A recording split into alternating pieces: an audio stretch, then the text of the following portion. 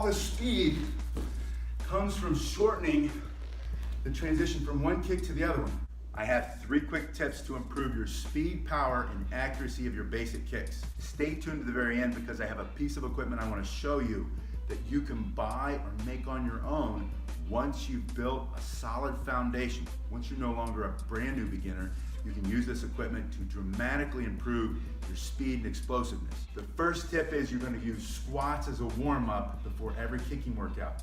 You're going to use the squats to build power. You're also going to be activating the muscle fibers that you need to improve accuracy and balance. You're going to do the squats like this. Bring the hands out as you go down. Your feet are going to be a little bit wider than your shoulders and turned out. That's going to be the safest way for you to start the squats. Keep your hips behind your knees. You're going to do regular squats first. These are called sumo squats.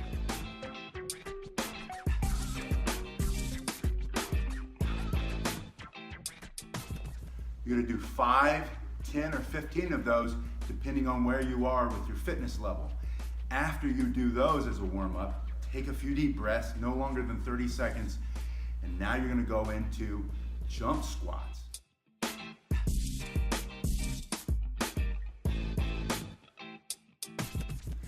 You're going to do 5 or 10 or 15 of those depending on your fitness level. That's also going to help you start to break a sweat and get the blood flowing.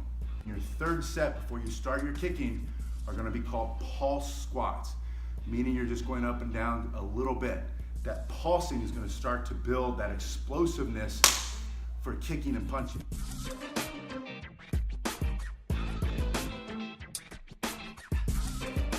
Ten or 15 times and then finish with a jump squat. Do 3 sets of those.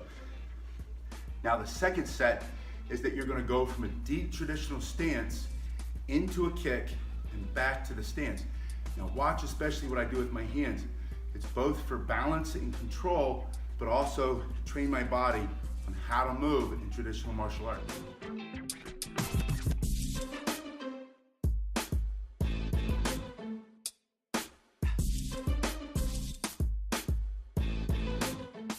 The front snapping kick or the front kick is done from a long front stance and the hands down. Come up when you kick, cross, smash them back down. The side kick and the roundhouse kick are going to be done from a back stance. On the side kick, do a high block, side kick. Make sure you're crossing on your high block. On the roundhouse kick, you're snapping, middle block, snap the kick, middle block. Let me show you what that looks like.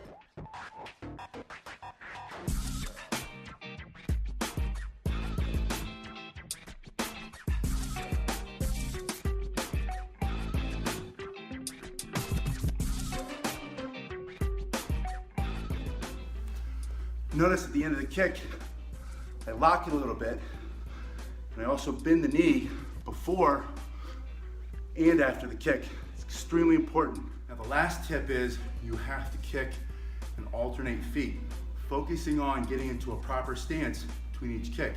Now this is important because slow is smooth, smooth is fast really means that you're shortening the transitions between kicks, but your footwork is so undeveloped that you can't throw multiple kicks quickly. Here's how you fix that.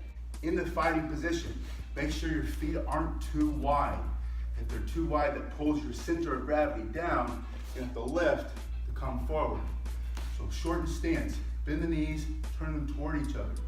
As you kick, you're gonna lift with your knee, hip, shoulder, all coming forward, pushing off with the foot.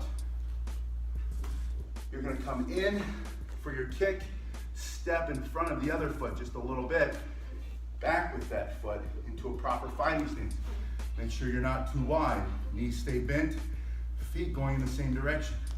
If you turn one of your feet to the back, then it has to turn, your hip has to turn before you can do the kick. Pay close attention to kicking, stepping back, kicking. You're still turning, pivoting as you go through your kicks, but you're making a really small footprint here. That means you're keeping your feet close together, kick, step back, really focus, pay attention to the footwork. Same is true for the round kick or the roundhouse kick. pivoting, pushing off the floor, proper stance, technique. All the speed comes from shortening the transition from one kick to the other one. Not necessarily just kicking fast. That is important, but you're gonna build that on the first two exercises. Now you have to get good footwork. If your footwork is lacking, you'll be very slow. Timing and distance always beats a fast kicker. That other person might be faster than you, but if you understand timing and distance, you can still win. So you're gonna take a piece of chalk or some tape, a crayon, or a stick in the dirt, or the mud or the sand, whatever it is, and make yourself a very small box. You're gonna stay in that box as you kick back and forth, back and forth. Your small box, kick and back, kick and back. Don't take a step.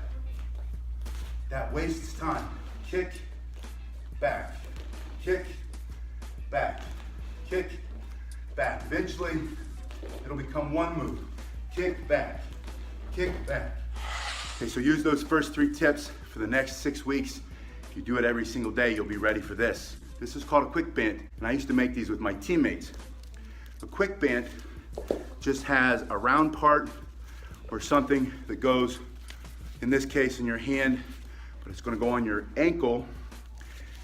At the beginning, when you're a brand new beginner, you don't wanna use these because your joints aren't ready for them yet. But if you do those last 3 exercises for about 6 weeks, you'll be ready.